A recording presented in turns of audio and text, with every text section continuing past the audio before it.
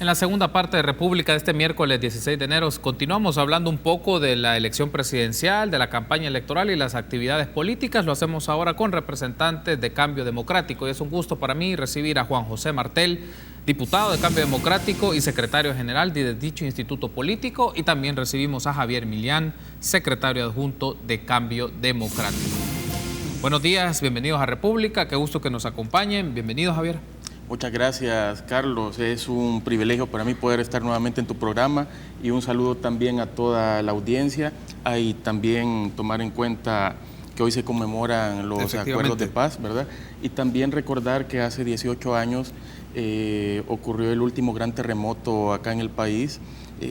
También a todas las víctimas que hubieron, todos los que fallecieron, los miles de personas afectadas de manera directa e indirecta, y también que fue el momento en que un presidente de Arena fue el que aprovechó para poder mal manejar cierta cantidad de dinero, que fue un caso que tuvimos hace unos cuantos meses atrás, ¿verdad? Se abrió el caso y que quedó inconcluso. Muy bien, gracias por tomar la invitación. Ya vamos a hablar de algunos de estos temas. Juan José, buenos días, bienvenido. Buenos días, Carlos, es un gusto. Buenos días, Javier, es un gusto estar acá en el programa. A la orden. Bueno, si les parece, vamos un poco con esto. Juan José, lo hablábamos en el bloque anterior con los diputados Gallegos y Vázquez del partido Gana, pero en el caso de Cambio Democrático me interesa saber quiénes fueron los representantes que participaron, de ser así, en la configuración o en el proceso de edición o sistematización del plan de gobierno del candidato a la presidencia por el partido Gana.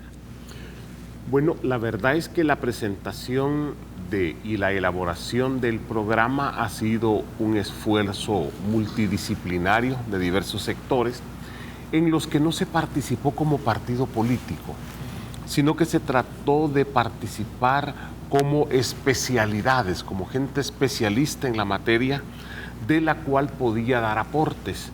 Nosotros abrimos las redes sociales a nuestra militancia para que participara.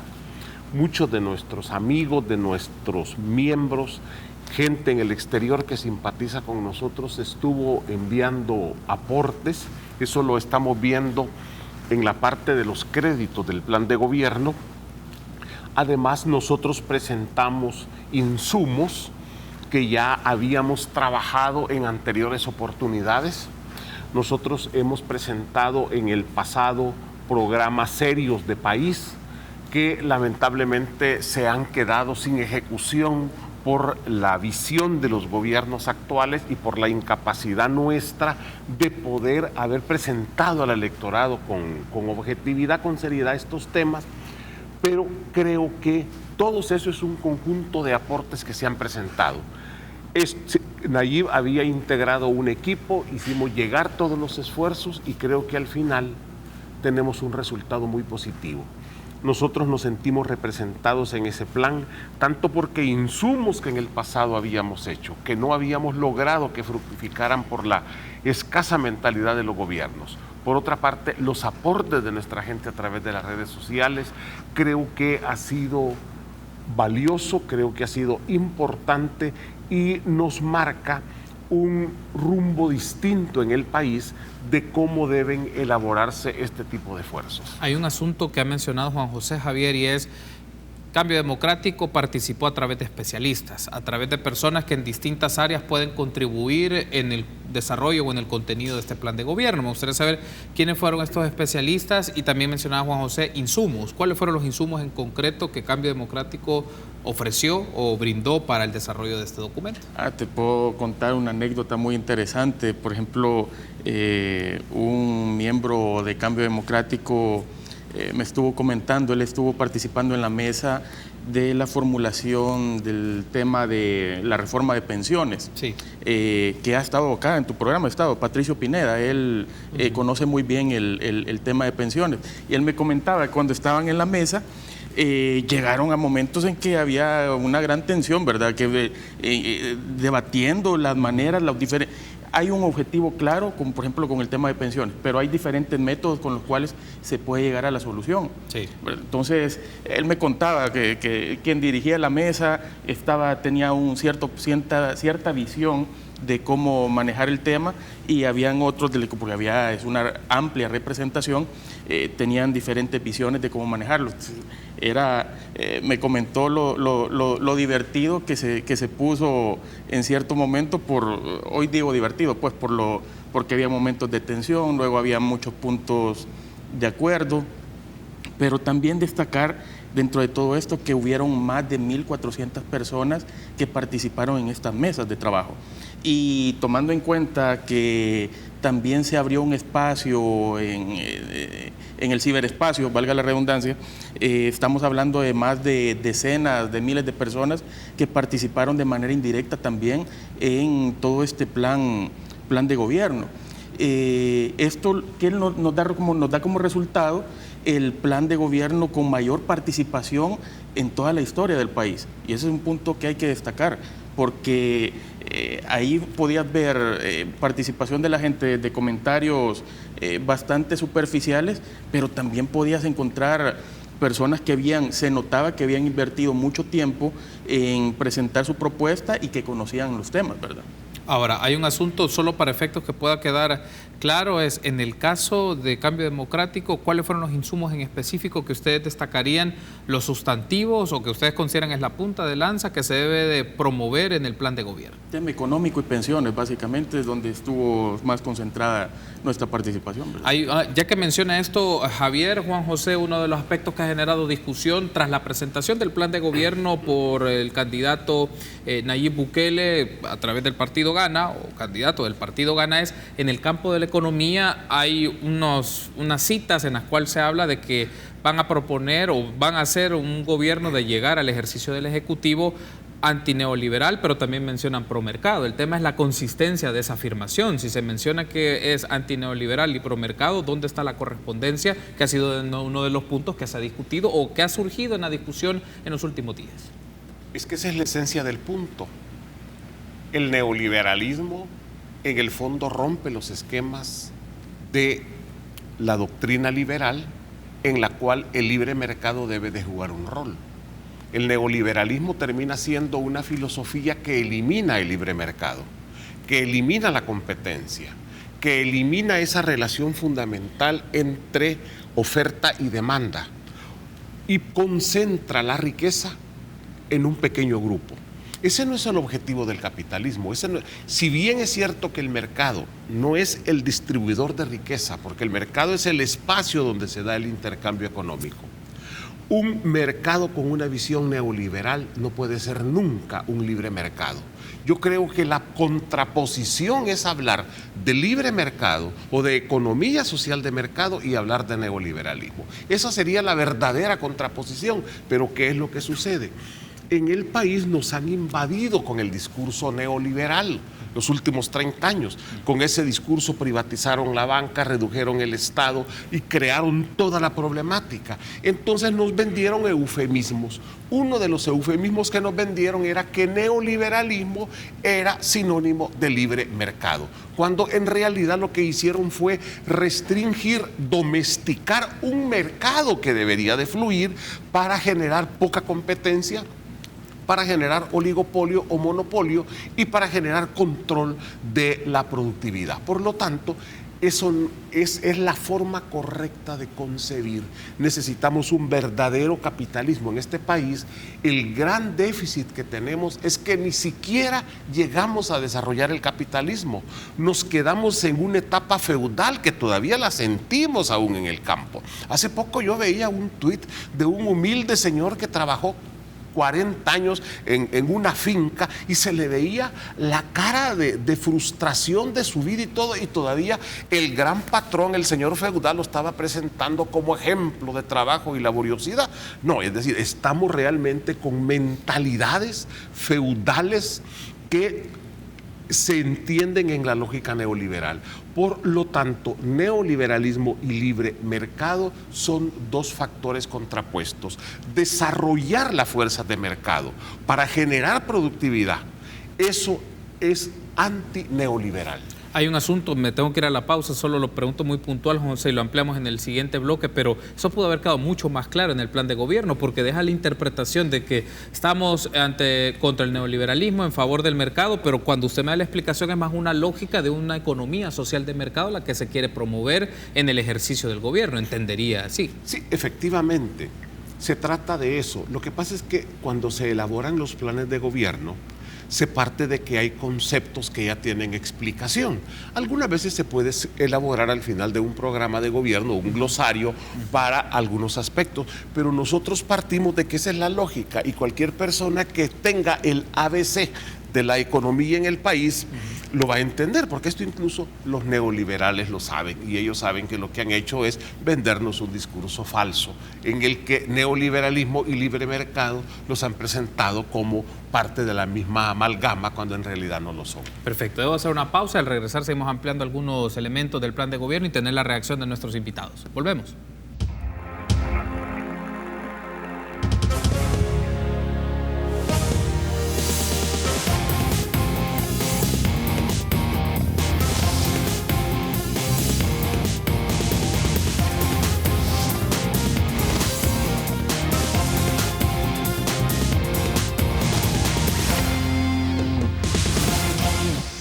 Gracias por seguir junto a nosotros en República. Continuamos platicando de la elección presidencial, de la campaña electoral, y lo hacemos con Juan José Martel y Javier Milián de Cambio Democrático, el primero diputado de Cambio Democrático y secretario general, y Javier Milián, secretario adjunto. Javier, ahora uno de los aspectos que ha estado en discusión, y lo hablábamos en el bloque anterior con Juan José sobre el tema económico, y nos ha dado un posicionamiento sobre esta interpretación que se tiene de lo que aparece textualmente en el área económica, pero otro asunto en discusión, y se los consultaba al diputado Gallegos y Vázquez, es esto que ha generado, se ha mencionado en las redes sociales de no citarse debidamente referencias, y en algunos casos hasta se menciona de plagio de documentos, sobre todo del plan de salud del actual gobierno, y también una investigación en el campo educativo de un docente de una universidad privada en el país. Entonces el tema es cómo esto puede afectar un poco a la imagen, no solo de la fórmula, sino de los que participaron en todo este proceso para elaborar el plan de gobierno y hacer una edición de un documento que hay señalamientos y confrontación de frases que da la interpretación a que ha existido un plagio. Sí, que bueno, importante esa pregunta, porque así se sale de todas estas dudas. Tomando en cuenta, yo estuve revisando el plan y definitivamente yo veo ahí los ciertos fragmentos están con comillas, cuando se hace está bien referenciado, hay... encontramos también llamadas de citas bibliográficas, hay una bibliografía tal como debe estar elaborado cualquier documento. Entonces eso es bueno, hasta un joven universitario o del colegio, cuando elabora un documento y hace referencia a cualquier persona o algún otro documento, pues va entrecomillado o referenciado, o un pie de página que hace referencia, y eso es lo que hace constar que no se está plagiando algún documento, sino que se está tomando como referencia. Es más, deberían sentirse hasta halagados de que las cosas buenas que han hecho de algunas investigaciones o documentos, pues los han utilizado, ¿verdad?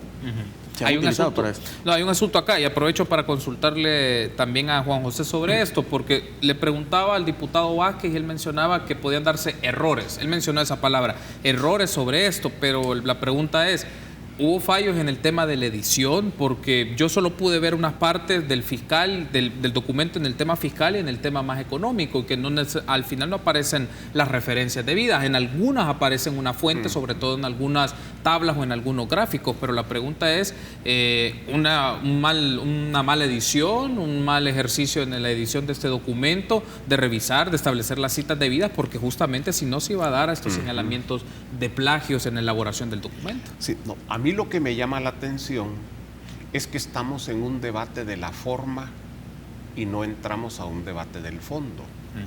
Que si la letra cursiva era la correcta, que si se pusieron los créditos adecuados, que si tal palabra se plagió o no, cuando en realidad eso debería de ser la principal fortaleza del plan de gobierno. El hecho de que no es una ocurrencia, sino que está basado en estudios serios, en propuestas responsables que se dan para solucionar los graves problemas del país. Yo he dicho hasta la saciedad de que ya estamos cansados de diagnósticos, estamos cansados de comisiones que hacen estudios y que hacen propuestas que terminan envejeciendo en los escritorios de los burócratas. Lo que se ha hecho con este plan es retomar todas estas ideas. No se necesitaba volver a inventar el agua tibia, ya fue inventada. Por lo tanto, lo que se trata es de recoger y enlazar de manera armónica todo el talento que se ha producido ya en este país y darle una orientación. Todo lleva sus créditos. ¿Pudo haber habido algún error de edición? Seguramente. Seguramente, pero ¿a qué vamos a entrar a debatir? La forma, el error de, si las luces, porque ahora resulta que hasta las luces, hoy a alguien se le ha ocurrido que estaba queriendo imitar a Steve Jobs, ¿verdad? Y hasta ya publicaron en uno de los periódicos una tontería de esa. ¿Por qué? Porque están viendo la forma. No vean lo de encimita, vean el fondo. Entremos a discutir la propuesta, porque el punto de lo económico es cómo vamos a crecer, cómo vamos a desarrollar la economía. Este gobierno propuso que en este año íbamos a estar creciendo al 4 o 5%. Y eso nos lo dijo en la campaña pasada, y mire si lo hemos logrado. ¿Por qué? No hemos construido los motores de la economía de este país. Pero por otro lado no basta crecer. ¿Cómo crecemos con equidad? ¿Cómo crecemos con respeto al medio ambiente? ¿Cómo crecemos en la lógica de una economía que cada vez se globaliza, en que la técnica es lo fundamental?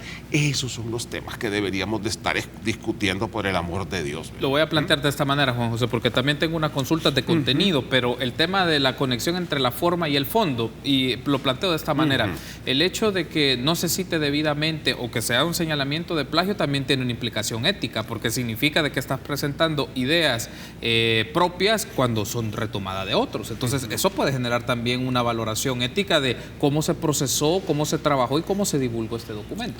Bueno, yo creo que en este caso los créditos han sido reconocidos a todas estas personas. A nadie se le ha intentado robar una idea, además no tiene sentido. En este siglo XXI cualquier cosa que uno escriba queda plasmada. Y si algo es fácil ahora es determinar plagio. Yo creo que hubiera sido una tontería hacerlo. Ahora, que hay que buscarle los 3 pies al gato, eso ha sido siempre. Si hubiera ido a los debates, que porque fue, a los debates que no son debates, ¿verdad? Porque aquí incluso se ha hablado de un debate versus un monólogo, de un debate que no fue debate, fue un conversatorio. Y de un monólogo que no fue monólogo, fue una exposición magistral de su plan de gobierno. Por lo tanto, estamos hablando de conceptos arrevesados, y el punto ético sería que no hubieran habido créditos al final. Yo creo que ahí sí se hubiera dicho, mire, estas ideas son robadas. Pero en este momento, cuando uno publica una idea, cuando uno publica un estudio, ¿para qué lo publica? Para que se conozca, para que se pueda usar, para que pueda servir, especialmente en materia de ciencias sociales. Yo diría, en este sentido, están nuevamente entrando a la forma, y a partir de la forma están buscándole las aristas. El redondel no tiene esquinas, no le busquen las esquinas al redondel. Debo de hacer una pausa. Al regresar, si les parece, hablemos de aspectos de contenido del plan de gobierno, algunos asuntos que han salido en economía, en el tema de lucha contra la corrupción, transparencia y el tema de la seguridad, si les parece. Volvemos.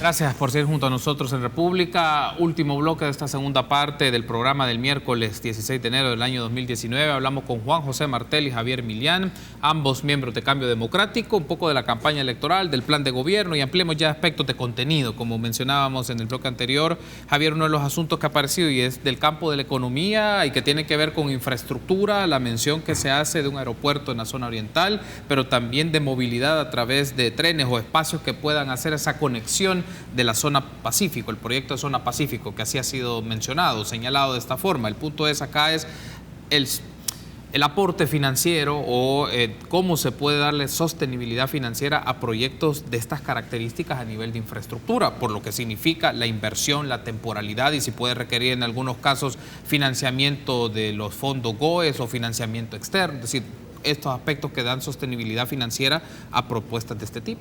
Hay que empezar con el tema de un cambio de visión que presenta este plan de gobierno, en el cual, basados en el artículo 1 de la Constitución, el origen y el fin del Estado es la persona humana.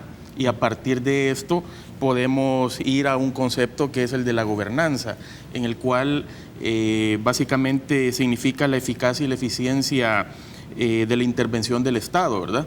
Y esto nos lleva al uso de tecnologías de la información y comunicación y poder implementarlas hoy en día, cosa que como una política, no como se ha llevado a cabo hoy en día, que cada institución ha ido avanzando por su lado de manera independiente, sino generar una política como tal para poder lograr un fortalecimiento institucional como política como tal. Y ahí está planteado, por ejemplo, una propuesta, el sistema BUO, el cual es básicamente tener mayor control sobre todo el aparato, ¿verdad? Es decir, estar informado en Casa Presidencial, poder estar informados de todo lo que está sucediendo en el tema del Estado, ¿verdad?